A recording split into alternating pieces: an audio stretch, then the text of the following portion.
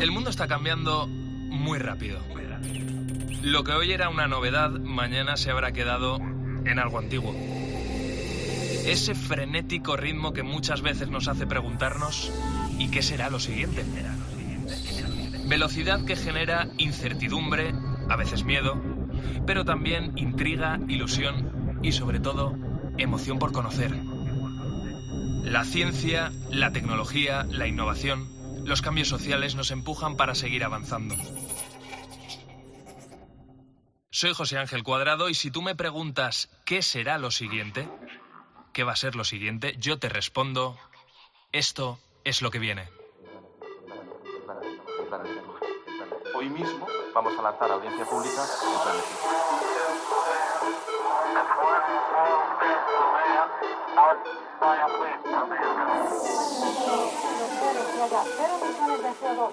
En 2050,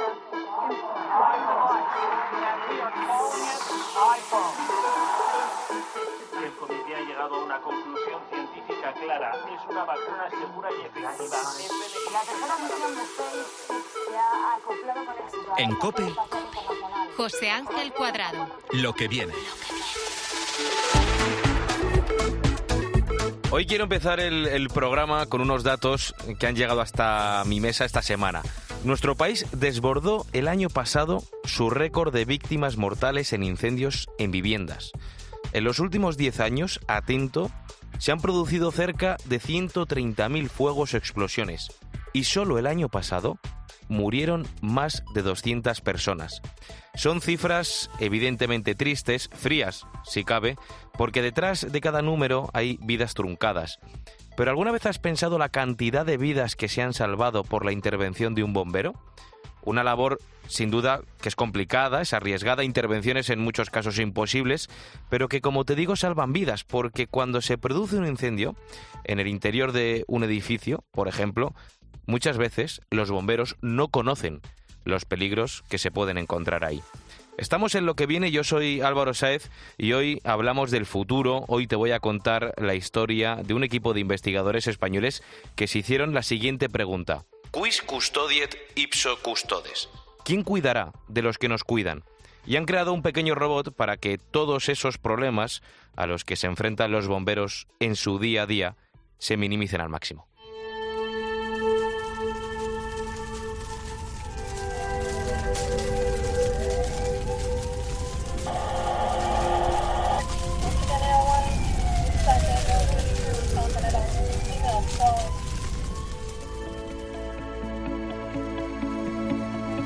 Y podríamos estar horas y horas hablando de esos problemas a los que se enfrentan los bomberos, que si no tienen los planos del edificio, por ejemplo, que si no conocen cómo ha cambiado la estructura del interior después de una explosión, por ejemplo, cuáles son las vías de acceso más seguras, que si la atmósfera que se respira es tóxica o no, y eso que aún no he entrado a hablarte de una posible predicción de la evolución del incendio, algo fundamental para poder extinguirlo.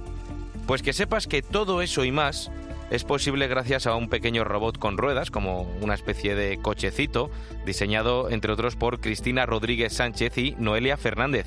Cristina, Noelia, bienvenidas a Lo que viene. Muchas gracias. Oye, si echamos un vistazo a las tendencias de innovación, aquí lo hemos contado mucho, casi toda la robótica se dirige a hacer de nuestra vida pues un poco más cómoda, ¿no? Los robots que vemos son robots camareros, robots que son asistentes personales, los hay hasta que hacen compañía a personas que viven solas, pero robots que se encarguen de la seguridad hay bastantes pocos. ¿Quién tiene la idea de ponerse manos a la obra con este experimento y por qué? Pues mira, todo esto surge porque desde hace más de una década empezamos casi 2 ya, a trabajar en temas relacionados con navegación, sistemas de monitorización para personas con diversidad funcional. Entonces empezamos a tener contacto con la Jefatura de Bomberos de Alcorcón y empezamos a ver cómo podemos trasladar eso a ellos, porque en muchas ocasiones pues se sienten que no tienen opciones de visibilidad, de saber lo que está ocurriendo.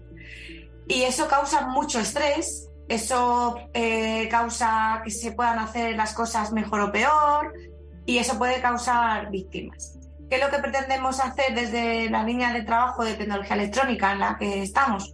Pues ofrecer apoyo a las intervenciones. Ayudas a minimizar el estrés del personal de bomberos y sobre todo lo que hace es aportar información. Y yo creo que como a todos, es como si la primera vez que vamos a un sitio de vacaciones nos ponemos más nerviosos y nunca hemos ido. Totalmente. Si sabes cómo está el entorno, Totalmente. pues Pero disminuye y todo mejor. teniendo en cuenta que aquí te juegas la vida. Hablas de controlar el entorno, de perimetrar dónde están las posibles emergencias, los posibles peligros. ¿Cómo es eso posible? ¿Cómo se puede saber si un entorno es seguro? Para un robot, estoy hablando. Bueno, realmente los parámetros que se registran, como muy bien ha dicho Cristina, están relacionados con la calidad ambiental, la toxicidad, la humedad, la temperatura, pero también registra la posición del robot en cada momento, en tiempo real. Por lo tanto, sí que es posible saber dónde hay un aumento del CO2 o de un gas tóxico nocivo dentro de un mapa, saber que ahí es donde va a estar el foco. Vamos a explicar el funcionamiento de este robot, Cristina, Noelia, porque esto es un cochecito, ¿no? Se puede describir como un coche dirigido un poco grande. Sí, sí. Y que se puede usar de muchas maneras. Hay un control manual, entiendo. Sí, efectivamente. También... Hay un control manual por un teclado. Efectivamente. Que, bueno, el bombero en este caso podría ir dirigiendo el robot a la zona donde considerara pues, que no está muy claro lo que han visto o lo que están leyendo. También hay un modo, ¿no?, de conducción autónoma, como si fuera la aspiradora que va sola por casa, sí, ¿no? Sí, exacto. Y luego también he visto que tiene un modo de evacuación. Sí. ¿Cómo es esto último? ¿Cómo es el modo de evacuación de un robot? Está pensado en el momento en el que ya tiene un mapa del entorno, le puedes decir a qué objetivo tiene que dirigirse. Esto funciona tanto en el robot físico como en la simulación, que es otro de los pilares fundamentales de este proyecto. El objetivo puede ser una salida o una víctima. Entonces el robot, teniendo ya todos los parámetros monitorizados, sabe cuál es el recorrido más seguro y la trayectoria más rápida para ese objetivo. Yo entiendo, Cristina, Noelia, que vosotros de fuegos antes de desarrollar todo esto no tendréis mucha idea, ¿no? Ninguna. No, nada. Por eso nada, a mí me da mucho miedo. Por eso yo creo que aquí ha sido fundamental la intervención de los bomberos que han colaborado con vosotros para ir perfilando este robot bombero. Y uno de esos ha sido Antonio Novillo, bombero en la ciudad de Alcorcón, aquí en Madrid. Antonio, bienvenido a Lo que Viene. Hola, ¿qué tal? Oye, ¿Qué tal? Encantado de estar con vosotros. Muchas gracias. Lo primero que pensaste cuando te fueron a pedir ayuda para un robot bombero, ¿qué fue? Yo la verdad es que soy de mente abierta y enseguida vi un montón de posibilidades y cómo nos podría ayudar en nuestras intervenciones. Enseguida lo vi, La verdad es que, bueno, no estoy cerrado a la tecnología, para nada, al revés. De hecho, antes estábamos comentando algunas de esas dificultades a las que os enfrentáis cada vez que os ponéis el mono de trabajo, que si no conocéis el entorno, la estructura, si el ambiente es tóxico o no. Para ti, ¿en qué puede ser fundamental la intervención de este robot bombero? Bueno, pues fíjate, para que te imagines, cuando nosotros accedemos a un incendio en una estructura, en un interior, normalmente no vemos nada en absoluto. Lo más probable es que no conozcamos lo laberíntico de esa estructura. Fíjate, de hecho, utilizamos incluso cuerdas guía o nos guiamos con nuestras propias mangueras para no perdernos. Buscamos siempre una referencia para no perdernos. No te digo más que hemos llegado a hacer formación con las personas invidentes de la ONCE para que nos ayuden a guiarnos en esos entornos tan hostiles, ¿no? A esto si le sumas gases tóxicos, temperatura, esfuerzo, pues claro, tener un robot que ya te vaya abriendo camino, pues para nosotros es algo fabuloso. O sea que casi de lo que más os sirve es de algo que os da confianza, ¿no? Este robot os da seguridad a la hora de intervenir. Exacto, que ya te haga un mapeo del lugar, que incluso te localice los puntos calientes, posibles víctimas. Bueno, es que ya vas a tiro hecho, ¿no? No tienes que, tú imagínate, rastrear, pues, imagínate un garaje, ¿no? De una comunidad de vecinos con 500 plazas, con todos los recovecos, o cuando también Cristina y Noelia vieron la posibilidad de que en vez de un robot sobre ruedas, pues fuera un dron, yo enseguida pensé en un incendio en el metro, por ejemplo. Andar por los túneles, bueno, que poder lanzar un dron y que pueda buscar el foco del incendio, buscar posibles víctimas, a mí me pareció algo, bueno, fabuloso. Noelia, ¿cuál ha sido para ti la principal dificultad a la que os habéis tenido que enfrentar para desarrollar este robot? ¿Qué es lo que más os ha costado? Bueno, una pregunta complicada porque sí que hubo varios temas a tratar. La primera de todo que me encontré fue el rozamiento con el suelo. Yo, todo esto se desarrolló en pandemia, por lo tanto yo el robot lo probaba en el suelo de mi casa. Cuando tuve que ir a la torre de bomberos a probarlo con un tipo de suelo distinto, el rozamiento era diferente, el entorno en general sí que notaba que el robot se había influenciado por ello. La primera vez el robot patinaba. Entonces hubo que cambiar una serie de parámetros en los motores para darle más potencia y para que se adecuara al entorno. Y de hecho, sumando información a lo que ha comentado Noelia, cuando empezó lo de la pandemia entramos un poco, pues como todos, ¿no?, en crisis. Y claro, a mí Antonio me dijo: Cris, aquí no podéis venir a la torre. O sea, claro. ¿Verdad, Antonio? Estaba, vamos, prohibida la entrada. Entonces, ¿qué tuvimos que hacer? Forzar la simulación. Entonces, para ello, pues una de las cosas que hacemos en la universidad es trabajar con mucha gente en proyectos multidisciplinares, porque es lo que realmente enriquece tu trabajo.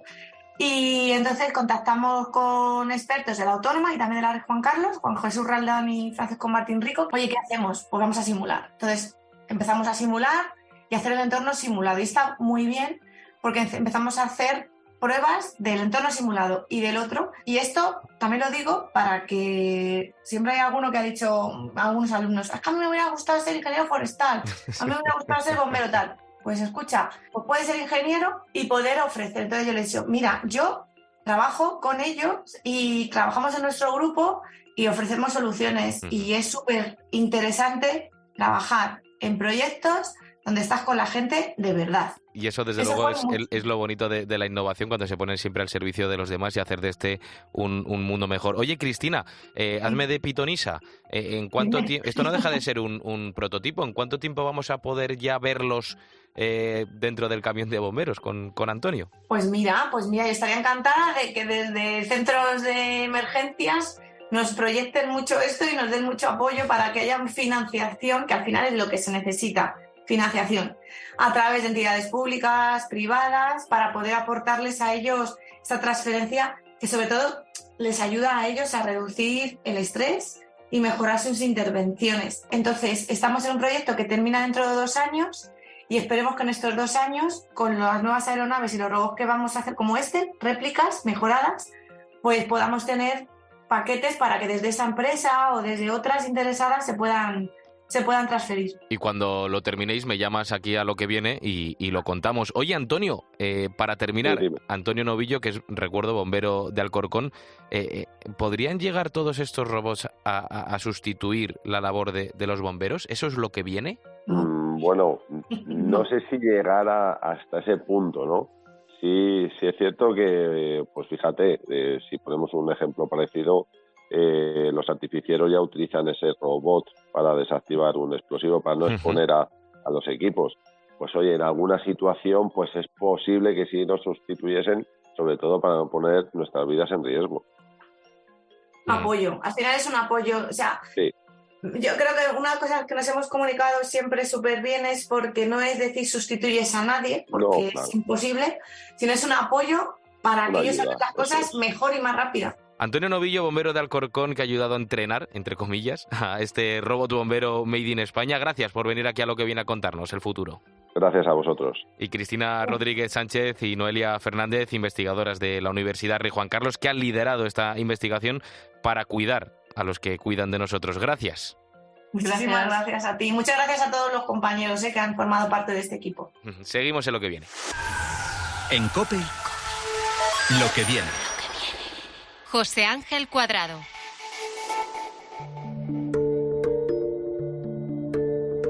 Probablemente el sueño de todo gran investigador científico sea descubrir algo que cambie el mundo, que haga, yo qué sé, que se puedan curar enfermedades que antes parecían imposibles. Hoy, en Lo que viene, te voy a hablar de uno de esos avances tecnológicos de los que pronto, muy pronto, vas a escuchar mucho. Su nombre es un poco complicado, CRISPR, C-R-I-S-P-R. Son las siglas en inglés de, atento, repeticiones palindrómicas cortas, agrupadas, irregularmente interespaciadas.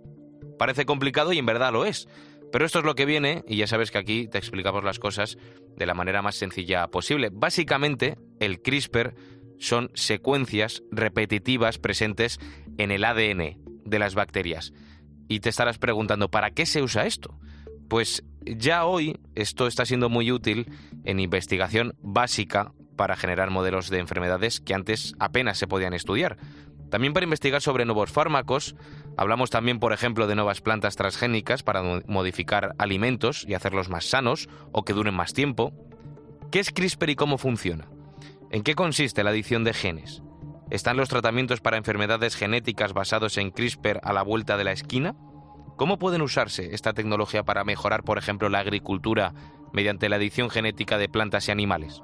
¿Podría CRISPR ayudar a erradicar enfermedades patógenas como es la malaria? Bueno, son muchas las posibilidades que ofrece esta tecnología y que te voy a contar ya con uno de los que más sabe en España sobre esto. Ya está con nosotros Jesús Pla, catedrático de Microbiología de la Universidad Complutense de Madrid. Jesús, bienvenido a Lo que viene. Muchas gracias, Álvaro. Oye, ¿en qué consiste esa edición genética que nos permite realizar la tecnología CRISPR? ¿Cómo es? Bueno, digamos que los mamíferos tenemos un sistema inmune que nos defiende de agentes infecciosos. Bueno, pues las bacterias y las arqueas tienen unos... Las arqueas son unas bacterias un poco especiales, ¿no? Realmente, filogenéticamente se clasifican en otro grupo, pero si a riesgo de no ser preciso, podríamos decir que son unas bacterias que crecen en unos ambientes de a mucha temperatura, condiciones de pH... Condiciones extremas. Extremas, eso es.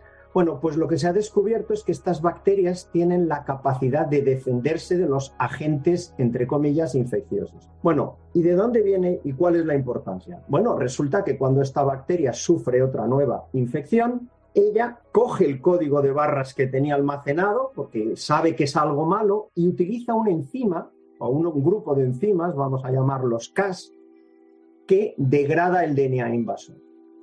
Eso es la base un poco de la tecnología CRISPR, ¿vale? ¿Por qué? Pues porque lo que hace esta enzima, que vamos a llamar Cas, el más utilizado es uno que se denomina Cas9, aunque hay muchos y muy variados, lo que hace es utilizar su capacidad de degradar el DNA invasor, específicamente en un sitio que le ha dicho el código de barras que ha metido. Es decir, que es capaz de procesar el ácido nucleico. Y eso justo, aunque es un sistema de defensa de bacterias, es lo que podemos aprovechar para editar genomas. Y claro, hay muchísimas enfermedades, muchísimas, que son enfermedades genéticas, que se originan porque tal gen no funciona o funciona de una forma errónea. Todo esto parece que es un poco de ciencia ficción, pero la verdad es que no. Vamos a poner, Jesús, casos prácticos, porque eso siempre ayuda a entender todo con mucha más sencillez. ¿Por qué CRISPR puede acabar con esas enfermedades como la enfermedad de Huntington? Bueno, yo no diría que puede acabar en el sentido en el que no haya personas o individuos que vayan a seguir teniendo esa enfermedad. Pero desde luego lo que supone es una mejora sustancial. ¿Por qué? Porque las enfermedades genéticas se deben a que tenemos en nuestro genoma una alteración que nos produce una enfermedad. Eso lo podemos tratar sintomáticamente, lo podemos tratar con un fármaco. No estoy, por así decirlo, no digo aplicar paños calientes, pero no estoy haciendo un tratamiento sintomático. Estoy corrigiendo... Estás yendo de lleno a la raíz de la enfermedad genética. Yendo a la raíz, claro, porque una persona puede tener un problema, yo qué sé, en los pulmones y puede beber por fumar y puede ser por una obstrucción, ahí digamos que no podríamos entrar. Pero si el problema es genético, es previsible que el arreglo genético pues acabe por solucionar. Y eso ya se ha demostrado en muchísimas enfermedades, en animales de experimentación, que mediante esta tecnología se pueden aliviar y corregir los síntomas muy significativamente. Entonces es un avance realmente importantísimo, claro, sin lugar a dudas. No hablemos ahora de enfermedades genéticas, hablemos de la malaria, que ya sabemos que es una enfermedad que viene del mosquito. ¿Podría CRISPR hacer desaparecer la malaria? A ver, la malaria está producida por un agente infeccioso, pero se transmite a través de mosquitos. Una de las formas, por tanto, de combatir la diseminación de la malaria es impidiendo la diseminación del agente infeccioso en el insecto. Y eso se ha abordado a veces pues con yo qué sé, desecando zonas, haciendo que no haya humedad, en fin, intentando disminuir la población de los mosquitos que realmente son capaces de transmitir en ciertas zonas del mundo esto. Bueno, si yo introduzco una mutación defectuosa en un mosquito, normalmente se pierde en el curso de las generaciones, porque eso es perjudicial para el mosquito. Y se va corrigiendo, por así decirlo. Y se va corrigiendo y ese individuo va desapareciendo. Obviamente, estamos todavía en el aspecto teórico. Primero se está diseñando el plan, pero se está diseñando el plan porque a nadie se le ocurre, ni es ético, ni está admitido, ni se va a hacer hoy por hoy, eliminar una población biológica. Pero desde luego podría haber mecanismos del tipo de que desaparezcan en una cierta área geográfica o en respuesta a determinados estímulos. Y eso podría disminuir significativamente, en este caso, pues insectos que evidentemente contribuirían a dificultar, sin lugar a dudas, la diseminación de agentes infecciosos. Por tanto, Jesús, catedrático de microbiología de la Universidad Complutense de Madrid, uno de los mayores avances con respecto a esta tecnología de edición genética CRISPR va a venir también en el ámbito ético. Efectivamente, yo creo que, el tema de la edición genética de seres vivos es un tema, por supuesto, que lo hacemos en bacterias, lo hacemos en levaduras, lo hacemos en microorganismos, pero digamos que implica una regulación ética y desde luego yo creo que los científicos no estamos para hacer cosas al margen de la sociedad. En fin, tiene que estar sometido sin lugar a dudas a un control ético, ¿no? ¿Qué es lo que se puede y qué es lo que no se puede hacer? Pues CRISPR, esta nueva técnica de edición genética, es lo que viene. Tú, si quieres hacer la prueba en tu casa, busca CRISPR en Google y vas a ver la cantidad de avances científicos que se están consiguiendo con esta técnica. Ya te digo, desde una hamburguesa de carne cultivada en un laboratorio hasta la reparación, ojo, de corazones que se han infartado. Es alucinante la de cosas que se pueden conseguir con CRISPR, que, Jesús, esto podría haber sido el último premio Nobel de la ciencia española, ¿no? Esto es una historia muy interesante de contar porque Francis Mojica, un investigador de la Universidad de Alicante, fue el primero en estudiar estas secuencias. Bueno, efectivamente, la verdad es que ha sido un poco una pena, yo creo que para toda la comunidad científica española, que no fuera el caso, ¿no? La verdad es que las secuencias estas se descubrieron con antelación a Francis Mojica, pero fue él el que postuló la idea de que realmente estas repeticiones, estos códigos de barra que estaban en el genoma, venían de elementos genéticos extraños, es decir, venían de virus.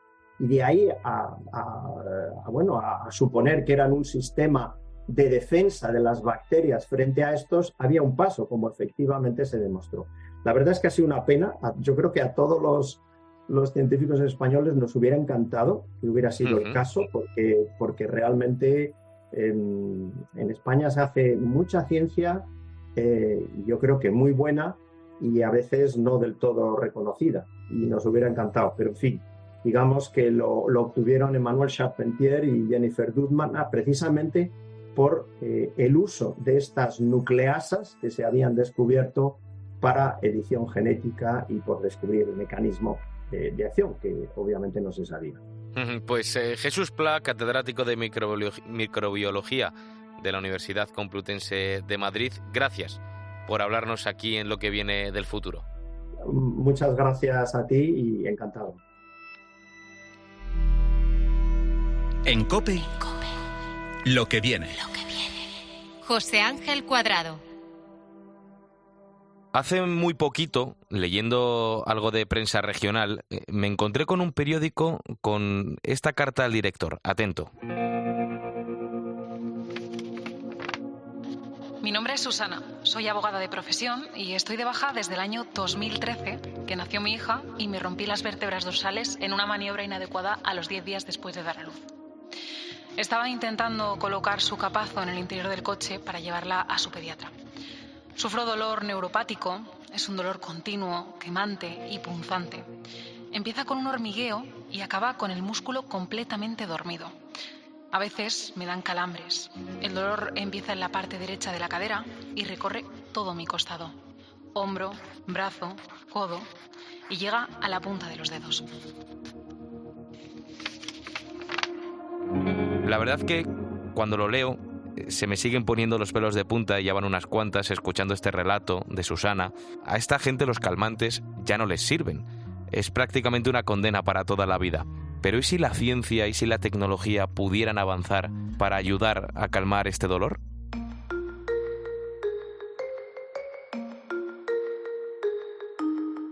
Pues parece que la respuesta es que sí. De hecho, en el Hospital del Mar en Barcelona han conseguido tratar ese dolor neuropático con estimulación de la parte emocional del cerebro. La encargada de coordinar el área de neurocirugía en este hospital es la doctora Gloria Villalba. Gloria, bienvenida a Lo que viene. Hola, encantada de poder participar en vuestro programa. Oye, antes hemos descrito el caso del dolor neuropático de Susana, ese dolor prácticamente incapacitante. Para que todos entendamos la magnitud de este dolor, ¿de qué estaríamos hablando? ¿Cómo es ese dolor neuropático? Bien, el dolor neuropático es un tipo de dolor de los más intensos que se conocen. No solamente es intenso, sino que además es 24 horas. Es un dolor, los pacientes refieren como algo ardiendo, donde no vemos que hay una herida o no vemos la causa del dolor, sin embargo es muy intenso. Son pacientes que son muy incomprendidos porque físicamente los ves buena apariencia, pero sin embargo el dolor es 24 horas. Y son pacientes con los que tengo especial empatía porque son los más, digamos, olvidados a veces, indefensos. ¿no?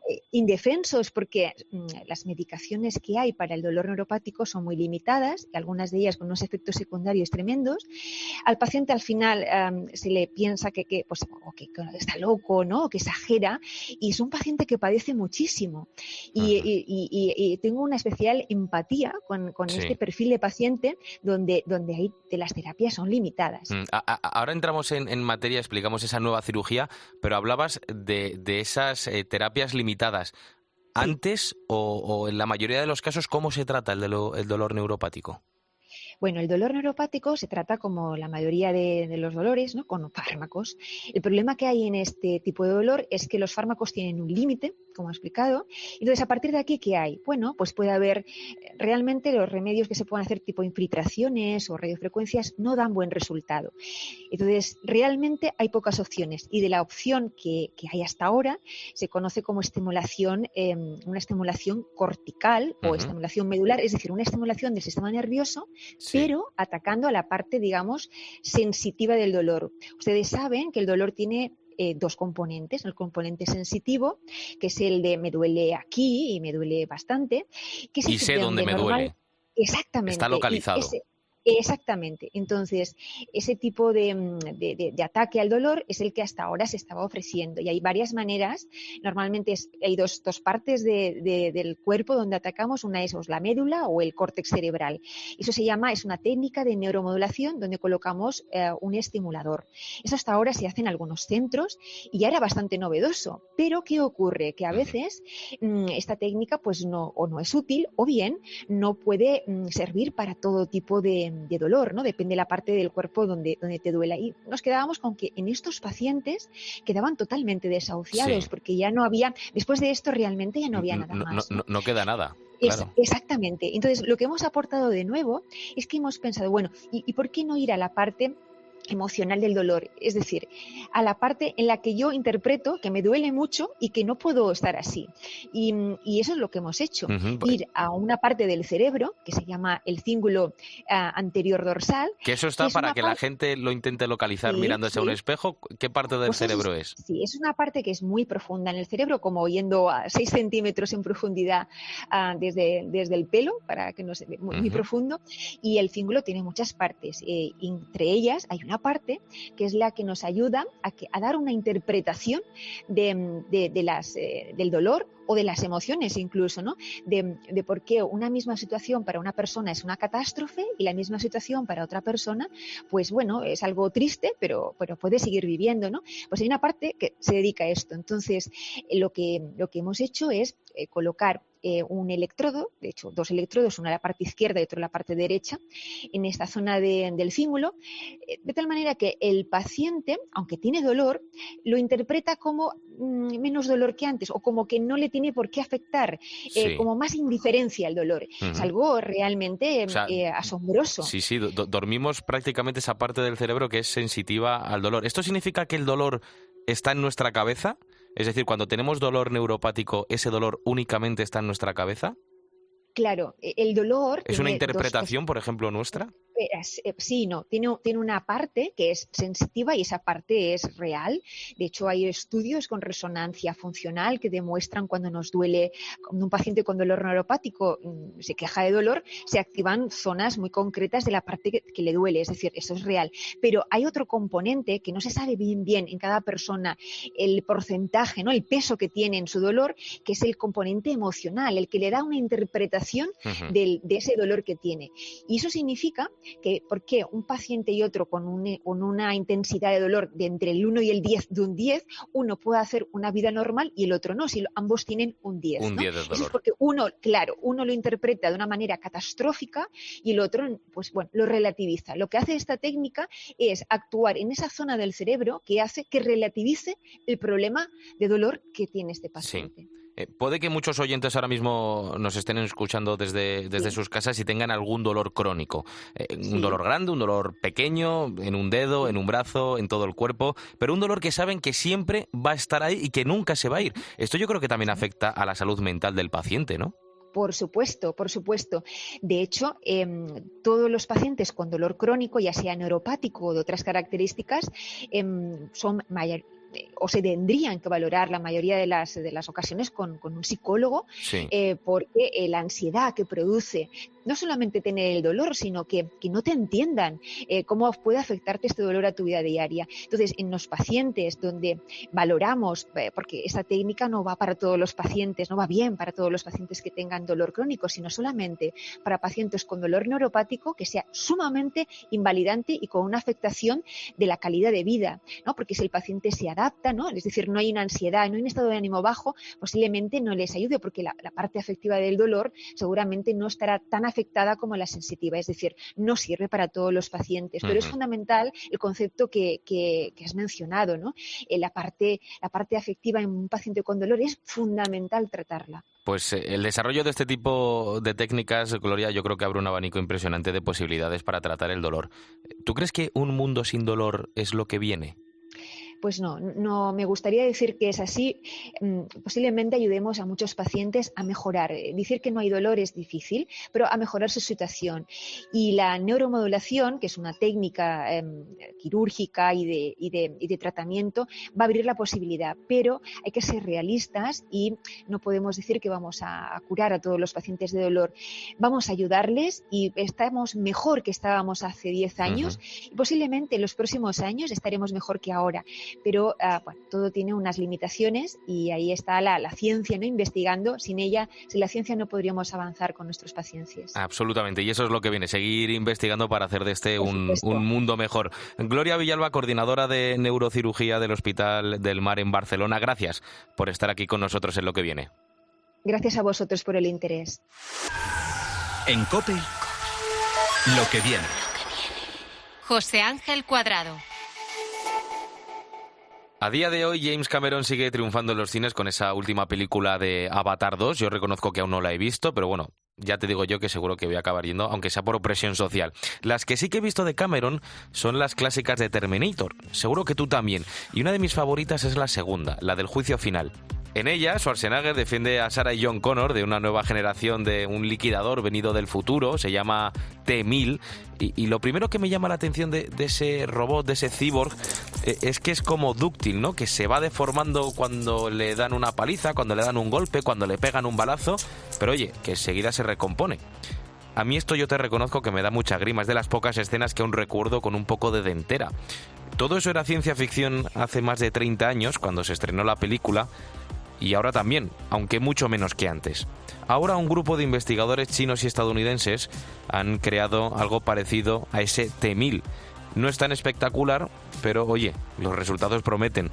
Estos científicos han conseguido crear un robot de metal líquido, un robot con la forma y el tamaño aproximadamente de un Playmobil, que puede cambiar de estado líquido a sólido cuando desee. De hecho, en el vídeo del experimento que se ha publicado se puede apreciar con claridad cómo este muñequito, que está dentro de una especie de jaula, se convierte en líquido para salir. ¿Cómo es esto posible? ¿Qué aplicaciones puede tener esto en el futuro? ¿Cuánto tiempo va a tardar en llegar a nuestro día a día? Bueno, siempre que hablamos de materiales nuevos, de materiales raros, de los materiales que vienen, llamo a mi amigo José Ignacio, que es catedrático de Ciencia e Ingeniería de los Materiales en la Universidad Politécnica de Madrid. José Ignacio Pastor, bienvenido a Lo que viene. Bien hallados todos. Oye, qué pasada todo esto, ¿no? Sí, es realmente alucinante. Parece que nuestras peores pesadillas se han hecho realidad. Oye, prácticamente todos los metales se vuelven líquidos cuando los sometemos a temperaturas muy altas. No sé, un metal fundido, por ejemplo. Ahora bien, el metal del que está hecho este robot he visto que se funde, pero a los 30 grados. Hablamos del galio. Efectivamente, el galio, si somos precisos, tiene una temperatura de fusión que es de 29,78 grados Celsius, o 76, si no me falla la memoria. Pero seguro que nuestros radioyentes han visto mercurio alguna vez. Y sí. El mercurio es líquido, es un metal, y es líquido a temperatura ambiente. Es decir, no es tan raro el tener metales líquidos, lo que pasa es que no es habitual encontrarlos con ellos. Y el mercurio, cuando sale, precisamente, si se nos ha roto alguna vez un termómetro, se vuelven pelotitas. Sí, es muy divertido que se vuelvan esas pelotitas. El comportamiento, en vez de que haga como el agua, que se queda pegada a nuestra superficie cuando nos duchamos, es por la tensión superficial. Tiene una elevada tensión superficial, entonces se hace bolitas y salen rodando, y es un problema luego recuperarlo, porque sabemos que además es muy contaminante y muy tóxico, así que hay que evitarlo. Pero eso no pasa con nuestro galio. Nuestro galio es el elemento número 31 de la tabla periódica, y podríamos verlo como algo similar al aluminio, que está en su misma columna y que es más cercano a nuestra experiencia del día a día. ¿Y cómo han conseguido este grupo de científicos, este grupo de investigadores, conseguir que un robot hecho de este material se vuelva a estado líquido? Es decir, ¿cómo han conseguido que pues algo que se mueve, algo que podemos tocar, que podemos ver, de repente cambie en sí mismo de temperatura y se vuelva líquido? ¿Cómo han hecho esto posible? Bueno, lo primero que me gustaría aclarar es que han hecho una figurita con forma de robot, pero no es un robot, es decir, no tiene una inteligencia, no tiene un procesador, no tiene nada de esto. Lo llaman robot pues por hacer la gracieta con la película, pero no es un robot ni mucho menos. Es una figurita, pues como pueden ser las de Lego o similares. Entonces, este material que le han dado esa forma es una aleación que tiene hierro, tiene neodimio, tiene boro y tiene galio. Y ahí está la gracia. Es una aleación que, al tener hierro, responde a los campos magnéticos. Es lo mismo que podemos hacer con un clip y un imán, pues lo atraemos, o una aguja con el imán. Entonces, con estos campos magnéticos consiguen dos cosas. Por una parte, el movimiento, y por otra parte, jugando con ellos, pueden inducir corrientes dentro de ese material. Corrientes eléctricas. Esas corrientes eléctricas, al igual que ocurre con una vitrocerámica, cuando hay una corriente eléctrica en un metal, pues se calienta. Pues lo calientan un poquito. Como a temperatura ambiente estamos 20 grados más o menos, no hace falta mucho para llegar a los 30 grados. A los 30 grados el galio es completamente líquido, de forma que podemos atravesar cualquier obstáculo que nos vayamos a encontrar en el desplazamiento. Una vez que atravesamos el obstáculo, la reja que tenemos ahí, volvemos a jugar un poquito con los campos magnéticos, quitamos las corrientes eléctricas y reconstruimos la forma original. Podríamos decir que tenemos una polialeación porque tenemos varios metales, mimética, es decir, que toma la forma que nosotros deseemos, gracias a los campos magnéticos.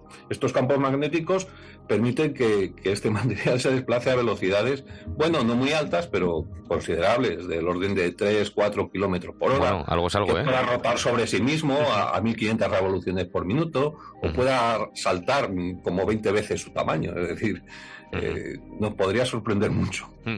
Cuando explicas la temperatura a la que se funde, entre comillas, este galio, que no llegaba a los 30 grados, 29,7 creo que has dicho, esto significa que es un producto que es poco manejable, porque yo que sé, la temperatura corporal de todos nosotros es alrededor de los 36 grados.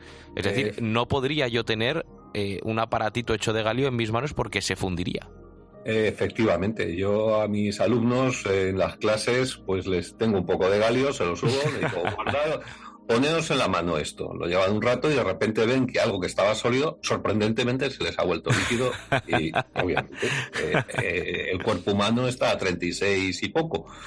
Se les funde. Luego, dejadlo sobre la mesa. Volvemos, o en verano, eso se vuelve líquido. Claro, eso no se puede sacar de una habitación con aire acondicionado.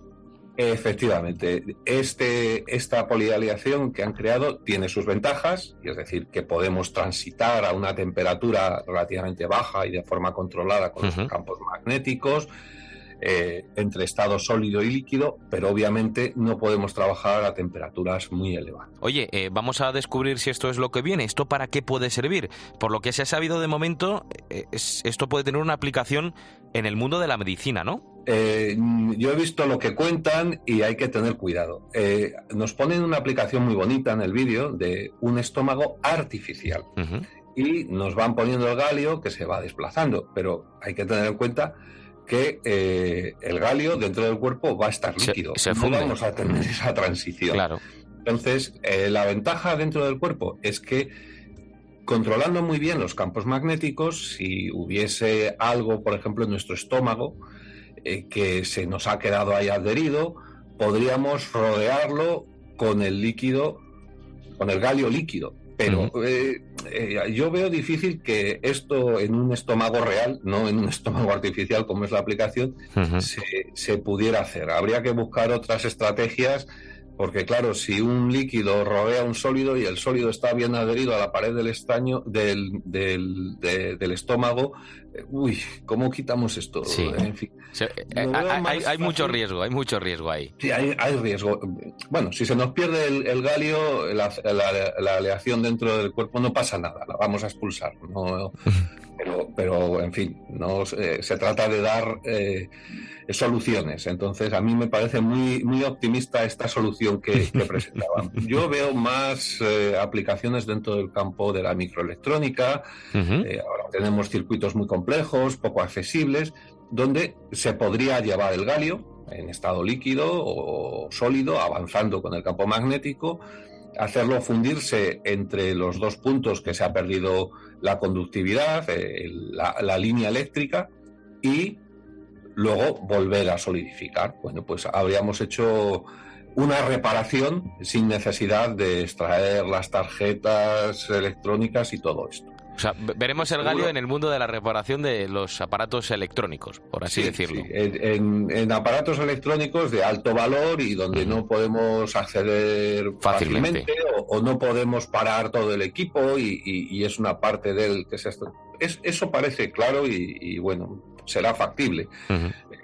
Es complejo, porque dentro de un circuito electrónico hay corrientes y estas corrientes crean campos magnéticos y estos van a interactuar con los campos magnéticos externos. En fin, queda mucho camino por recorrer. Yo creo que han sido muy optimistas para vender la noticia, pero luego es espectacular el vídeo. Sí, totalmente. Oye, y aparte de la medicina y esta microelectrónica que has dicho, ¿dónde te imaginas que se pueda usar esta tecnología? Y no me digas, por favor, que es para crear cyborgs asesinos como en Terminator. No, hombre, eso no, porque esto, ya digo, no es un robot, pero sí, bueno, quizás podríamos usar estos materiales en algunas coberturas, en algunos protectores que vayan a estar sometidos a impacto y luego con un campo magnético aplicado se autorreparan.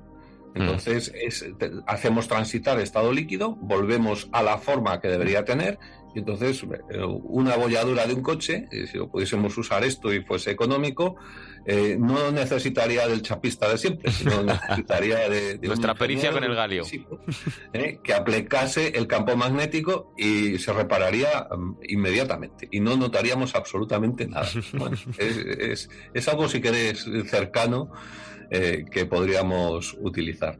Pues veremos hasta dónde llega la innovación con el galio, el material, entre otros, del que está hecho ese espectacular muñequito hecho por unos investigadores chinos y estadounidenses que es capaz de cambiar de estado sólido a estado líquido. Nos lo ha contado aquí en Lo que viene José Ignacio Pastor, que es catedrático de Ciencia e Ingeniería de los Materiales en la Universidad Politécnica de Madrid. José Ignacio, gracias por explicarnos el futuro aquí en Lo que viene. Gracias a vosotros, un placer. En COPE, Lo que viene. José Ángel Cuadrado. Aquí ya te lo hemos contado muchas veces, ya lo sabes. Las redes sociales juegan hoy en día un papel fundamental.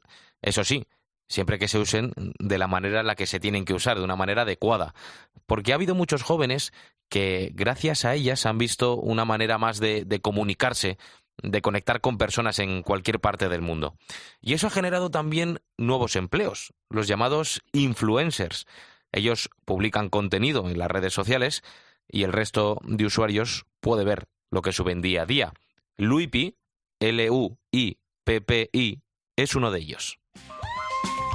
Muy buenas, soy internacionalmente conocido en mi pueblo como Luipi. Yo que acostumbro grabar con guiones, este vídeo es totalmente improvisado. Es un vídeo de tranquileo donde me sincero. Y si hablamos de las ventajas y desventajas de la discapacidad desde mi experiencia. Con limitaciones, pero sin límites. Ese es el lema que abandera Luipi y que día a día pues muestra en sus redes sociales. Luipi tiene espina bífida y por ello va en silla de ruedas. Tiene 28 años, vive en Huelva y cuando nació le detectaron una enfermedad con la que lucha a diario. Le dijeron que no se preocupara, que podría vivir con ello sin mayores dificultades, pero todo cambió cuando cumplió 12 años. Una operación bastante fuerte, estuve un mes y medio boca abajo y luego un poquito más porque tuve problemas en la misma operación. Me tuvieron que meter otra vez en el quirófano. Entonces, pues, después más operaciones porque lo que me pasó la primera vez que me llegó a deformar sobre todo el pie izquierdo. Mi pie izquierdo era totalmente un cuadro abstracto, ¿no? Le tuvieron que alargar los tendones de Aquiles y otras operaciones que no fueron nada fáciles, pero aunque tuvo que pasar por quirófano en varias ocasiones, su estado de salud tenía un pronóstico estable. Pero eso cambió hace 6 años. Por aquel entonces vivía en Sevilla, trabajando en una empresa de publicidad y dedicándose a lo que siempre le había gustado. Pero una última operación le dejó muy débil. Trabajaba en una agencia de publicidad hace 6 años cuando me volvió a pasar y ya pues fue peor esta operación porque ya me debilitó bastante las piernas y tengo algo de movilidad, pero no la suficiente movilidad ni fuerza para sostenerme en pie por mí mismo. Por lo normal yo uso silla de ruedas. El 90% de mis días las paso en silla de ruedas. Desde hace 6 años Luipi usa esa silla de ruedas y eso implica adaptarse a situaciones muy diferentes. Así fue como decidió abrirse su canal de YouTube y su cuenta de Instagram. Entendió que había mucha gente pasando por una situación similar y que mostrando su día a día podía ayudar a niños, adultos o padres y madres. Podrían ver cómo es el día a día de alguien en su situación, con espina bífida o alguien que va en silla de ruedas. La primera vez que me operé fue con 12 años y claro, no había tanta información y la información que había pues era a nivel médico, ¿sabes? Que tenía unas palabras técnicas que no entendíamos. Entonces pues luego en un futuro, cuando ya me dio bastante fuerte como he dicho, pues digo, ¿por qué no lo hago yo? Y así pues las futuras personas que busquen información por internet, pues no solo información, sino también está el día a día. Luipi visibiliza las barreras que se encuentra diariamente y propone soluciones. En YouTube ha conseguido muchas visualizaciones en varios vídeos, pero hay uno en concreto que superó todas sus expectativas. Se trata de un vídeo en el que muestra las barreras que se encontró en un hotel, desde los tamaños de las puertas a los momentos previos a la reserva. Para reservar un hotel hace 6 años, pues no tenía problema. Buscaba en alguna plataforma de reserva el precio así un poquito más baratito, que esté más cerquita y sin ningún problema. Pero ahora tengo que llamar porque en las plataformas de reserva lo que suele pasar es que si ya tiene ascensor ya lo ponen como adaptado. No solo es eso, sino que no tenga peldaños, que a la hora de ir al cuarto baño quepa por las puertas con la silla de ruedas. Muchas cosas que tenemos que tener en cuenta. Su vida ha cambiado radicalmente en los últimos 6 años, desde que usa esa silla de ruedas, pero lo cierto es que lo hace siempre con optimismo, con buena actitud y con ganas de seguir adelante. Qué bonito, ¿no? Es conocer historias como esta, la de Luipi. Qué bonito es ver cómo las nuevas tecnologías se ponen al servicio de la gente para hacer de este un mundo mejor. Yo soy Álvaro Sáez, esto ha sido Lo que viene. Gracias por estar al otro lado, gracias por acompañarnos una semana más. Nos seguimos escuchando aquí en COPE, en cope.es y en las redes sociales. Adiós, adiós.